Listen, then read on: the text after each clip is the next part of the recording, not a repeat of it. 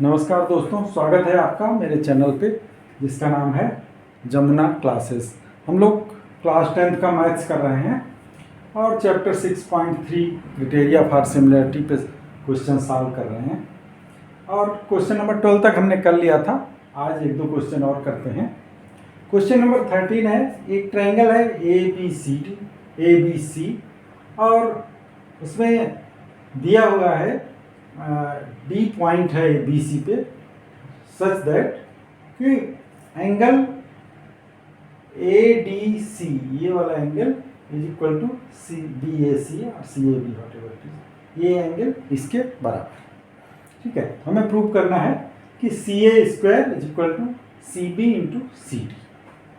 ठीक है, तो देखते हैं हम दोनों ट्रायंगल में, ट्रायंगल ए बी सी बड़ा वाला और ये छोटा ट्रायंगल डी ए सी, ये वाला। क्या पाते हैं, एक तो ये एंगल बराबर इसके दिया ही है, एंगल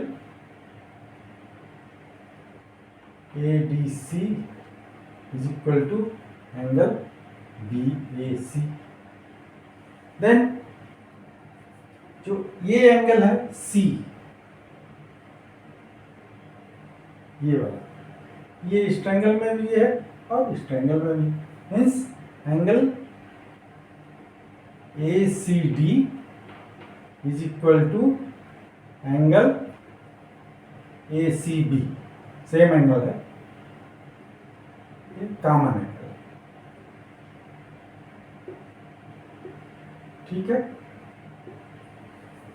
दो एंगल मिल गए आपका। तो क्राइटेरिया हमारा जो एंगल क्राइटेरिया है, अगर दो ट्रायंगल के दो ट्रायंगल हैं, उनके एंगल, दो एंगल बराबर हैं तो तीसरा एंगल भी बराबर ही होगा, क्योंकि तीनों का टोटल 180 डिग्री होता है। दैट मीन्स वो दोनों ट्रायंगल एक दूसरे के सिमिलर हैं। दैट मीन्स ट्रायंगल, इस क्राइटेरिया समझाएंगे तो तुम देख सकते हैं, triangle A B C is similar to triangle D A C. अब दोनों सिमिलर हो गए तो इसका मतलब है कि उनके आर्म्स जो है, रेस्पेक्टिव आर्म्स, वो उसके सेम प्रोपोर्शन में होंगे। दैट मीन्स हम इससे भी ले सकते हैं और इसमें भी देख सकते हैं कौन सा बड़ा आर्म्स है, तो अकॉर्डिंगली जाएंगे। जैसे ए बी, इसमें ए बी है अपान इस ट्रायंगल का ए बी और इस ट्रायंगल का क्या होगा, डी ए।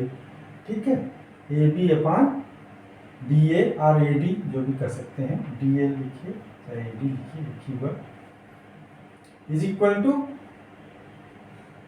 सी ए,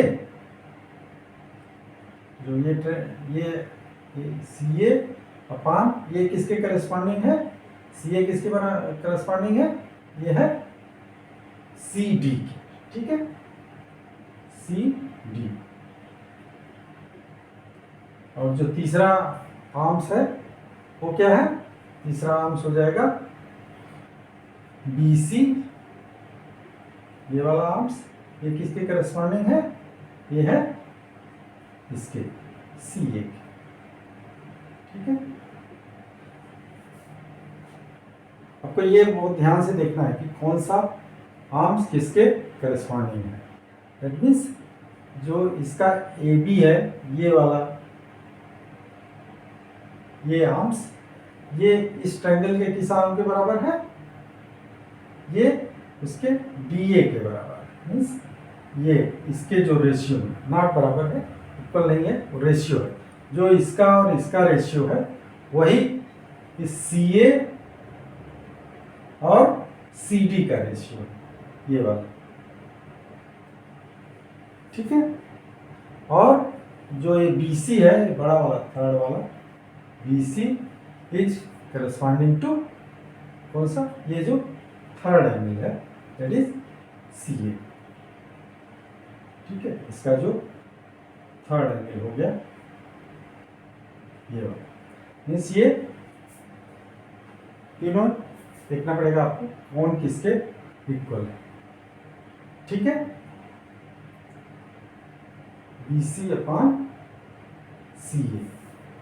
ठीक है, अब इसमें हम आप देख सकते हैं कि हम केवल इतना अगर ले लें तो हमें क्या प्रूव करना है, CA equal to CB into CD। तो हम इसको कर देते हैं क्रॉस मल्टीप्लिकेशन, तो क्या मिलेगा, will give CA into CA क्या हो जाएगा, CA का square is equal to CD into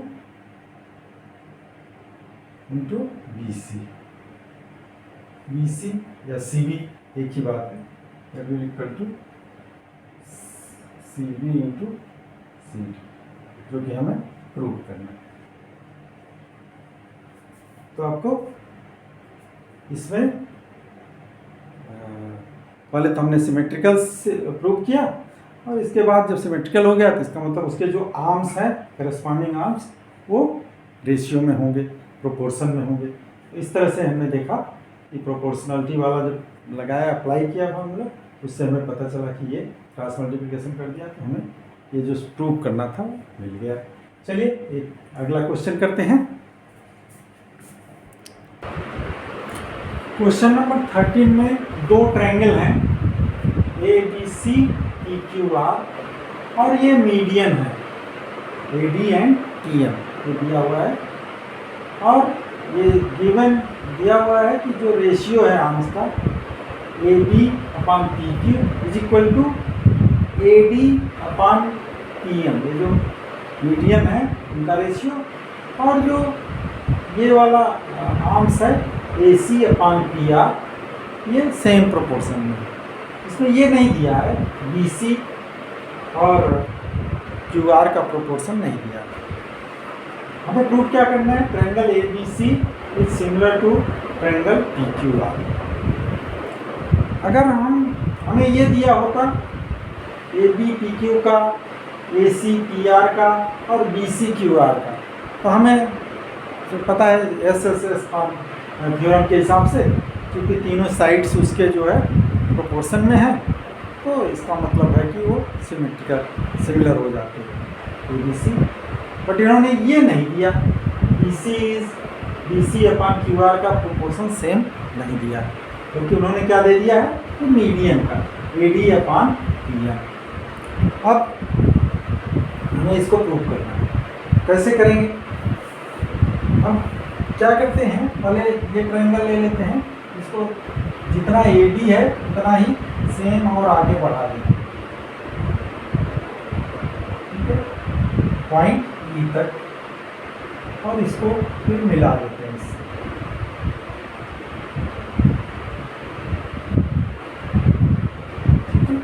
मिला दिया, और अब हम देखेंगे हमारे पास दो ट्रायंगल मिल रहे हैं, ABD triangle, triangle ABD and triangle EC। ठीक है, इसमें हम देखते हैं क्या देखेंगे, ये एंगल इसके बराबर है ना, क्योंकि अपोजिट एंगल है, angle ADB is equal to angle CD,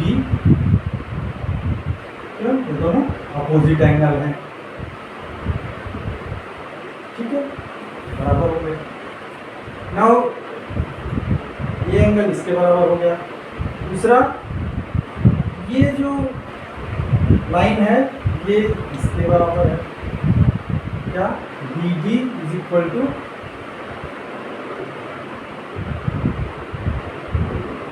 BC, क्योंकि ये मीडियन है तो इक्वल हाफ पे कटेगा, ठीक है। Then AD is equal to DE,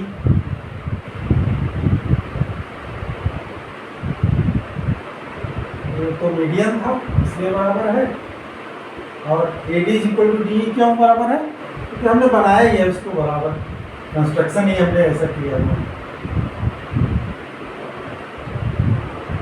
ना, मिल गया। अब देखो इन दोनों ट्रायंगल में क्या हो रहा है, ये लाइन ये साइड इस साइड के बराबर है, ये साइड इस साइड के बराबर है और इन दो साइड्स के बीच का जो एंगल है वो बराबर है। दैट मीन्स जब हम थ्योरम जाएंगे साइड एस थ्योरम से क्या मिलेगा हमें, साइड एंगल साइड, अगर दो साइड्स सेम प्रोपोर्शन में हो और जो उसके बीच का एंगल है वो इक्वल हो तो क्या होता है, सिमिलर होता है। लेकिन अगर दोनों साइड्स बराबर हैं और उसके बीच का एंगल भी बराबर है तो क्या होगा, कांग्रुएंट होगा। क्या हो जाएगा, ट्रायंगल ए बी डी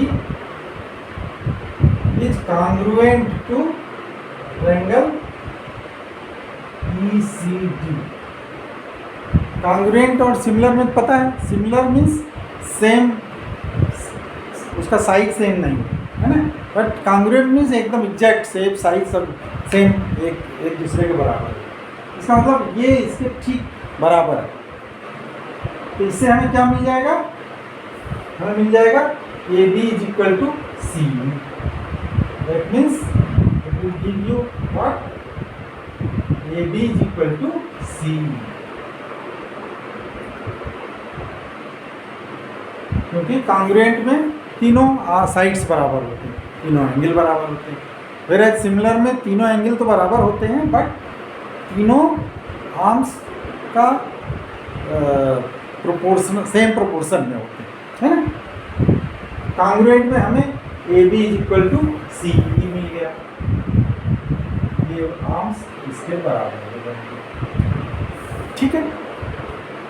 इसी तरह से हम इसमें भी कर सकते हैं कि इसमें भी इसके बराबर ले आइए सीधा आगे, ठीक है, और इसमें फिर यहाँ से मिला दीजिए। पॉइंट मान लीजिए यम है, ये यम हो गया, हो गया। सेम वे हम प्रूव कर सकते हैं ट्रायंगल पी क्यू एम, ये तो हमें मिल गया इसमें एबीडीएम सी डी से। इसी तरह से हम जब जाएंगे इन triangle P Q M and triangle N R M, इसमें हम जब देखेंगे तो क्या है, सेम वे ये एंगल इसके बराबर है, अपोजिट एंगल है, इस angle P M Q is equal to angle R M N, क्यों, अपोजिट एंगल है, ठीक है। ये आर्म्स इसके बराबर है, it means Q M is equal to M R, क्योंकि ये मीडियन है तो इक्वल में ही कट कर, मीडियन दो बराबर भागों में इसको कट करेगा साइड को, है ना।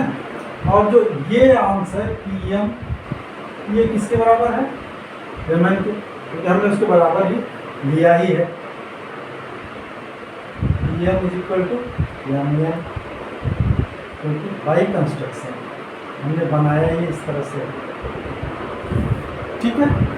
इट मीन्स ये जो है ये क्या हो जाएगा, एस ए एस थ्योरम से सेम जो उसमें हमने अप्लाई किया by S A S theorem, हमें मिल जाएगा triangle P Q M is congruent to triangle E C D, which will give you what, क्या देगा ये इसके बराबर होगा, P Q is equal to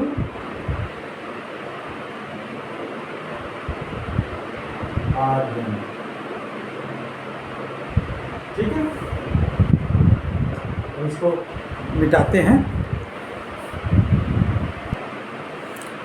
तो हमने क्या, दो चीज निकाल लिया, एक तो निकाल लिया A B is equal to C, equation number 1, दूसरा हमने निकाल लिया E Q is equal to R N, that is equation number 2।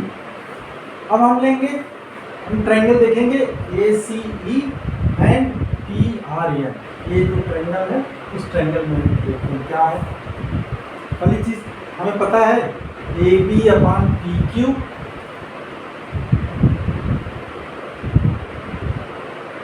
Is equal to A D upon B M, इतना तो पता है कि हमें दिया ही है।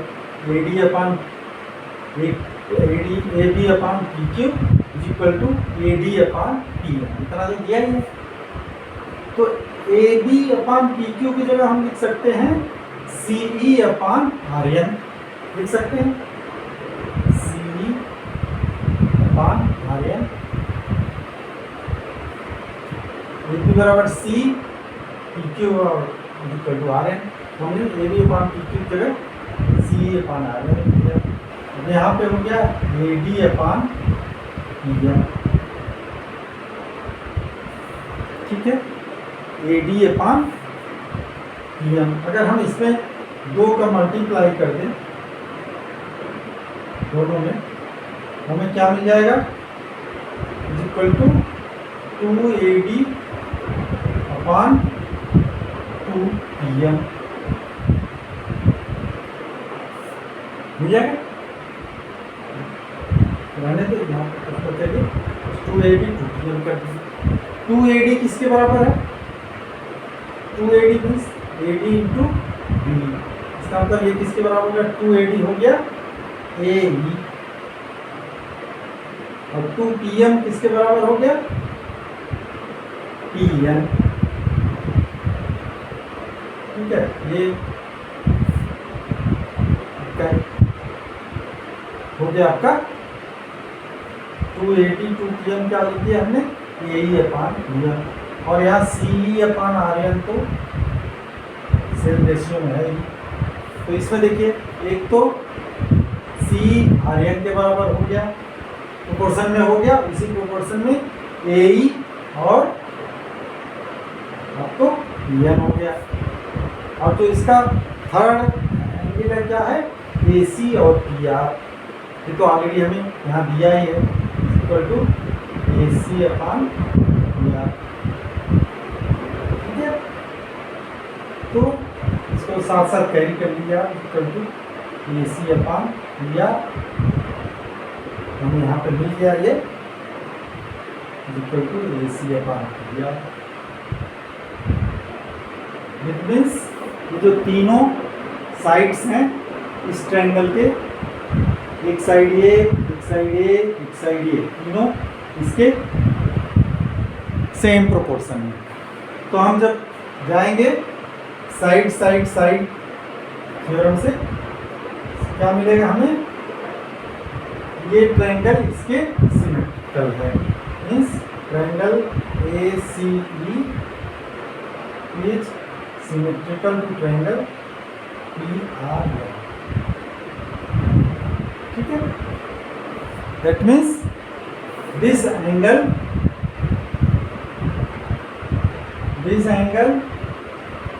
मान लीजिए ये 1 है, दिस एंगल ये मान लीजिए ये 2 है, इसको 2 रख लीजिए, इसको मान लीजिए ये 3, इसको मान लीजिए 4, है ना। तो angle 1 is equal to angle 3 आपको मिल, ये क्या देगा, angle 1 is equal to angle 2, ठीक है। क्योंकि अब ये हमें सिमेट्रिकल हो गया, ये ट्रायंगल इसके सिमेट्रिकल है, तो ये एंगल इसके बराबर है, ये एंगल इसके बराबर है, ये एंगल इसके बराबर है। तीनों एंगल बराबर होते हैं जब सिमेट्रिकल में, है ना, रेस्पेक्टिव एंगल। तो इसका मतलब angle 1 is equal to angle 3, ठीक है, ये हमें मिल गया। इसी तरह से हम जब अगर हम इसको मिला दें इसी कंस्ट्रक्शन में ई बी ई को मिला करके फिर हम प्रूव करेंगे इसी तरह से जैसे हमने यहाँ प्रूव किया। ये हम देखेंगे कि ये is equal, this side will be equal to this side, this side will be equal to this side, same way आएगा सब कुछ। और लास्टली हम क्या कर सकते हैं, same way we can prove क्या, सेम वे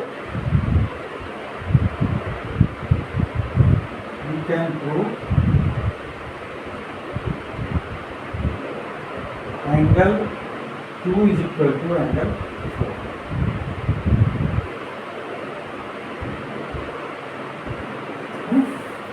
यहाँ मिल गया angle 1 is equal to angle 2।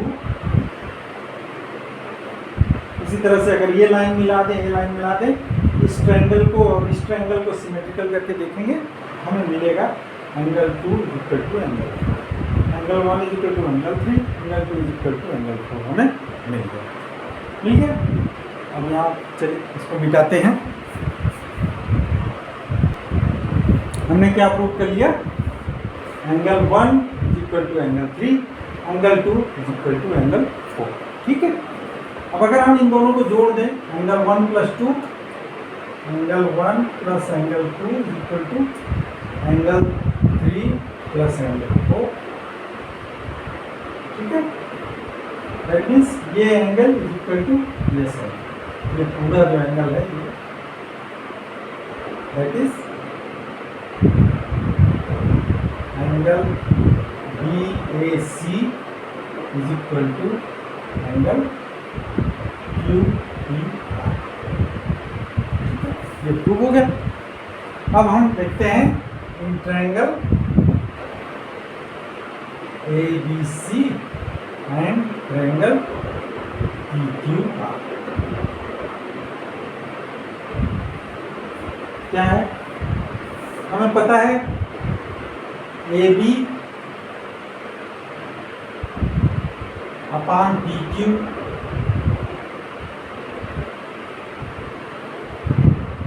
Is equal to AC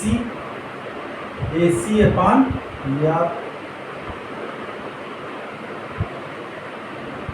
तो गिवन दिया हुआ है आपको, AB upon PQ is equal to AC upon PR, है ना।